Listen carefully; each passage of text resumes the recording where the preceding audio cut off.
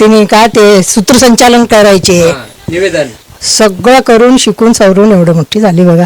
ते पण शिंदे साहेबांमुळे झाली. तिने एकनाथ शिंदे साहेब, श्रीकांत शिंदे साहेब, त्यांचे खूप आभार आहे बघा आम्ही. असं बोललं जातं की बाबा ज्योतिताई वाघमारे लहानपणी अनेकांचे भाषण ऐकायचे, म्हणजे पेपर वाचायचे, म्हणजे वाचून वाचून वाचून वाचून सगळं असं जमा करून लिहून लिहून एवढं मोठं हे केले. कुणाचा आधार नाही, कोण तिला शिकवलं नाही, कुठं ट्युशन लावलं नाही आम्ही. आमच्या घरात लाईट नसायची तिने अभ्यास करायला.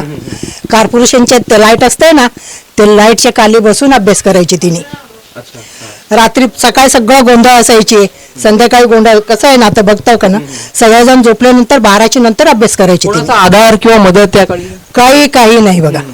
म्हणजे वडील कमावलं तरच घर तेवढंच तिने आणि मी कारखान्यात मी कष्ट करायचे, त्याने हॉटेलमध्ये वेटर म्हणून. तेवढ्यामध्येच मागायचं मी, कुणाला काय मागायचं नाही, काय नाही.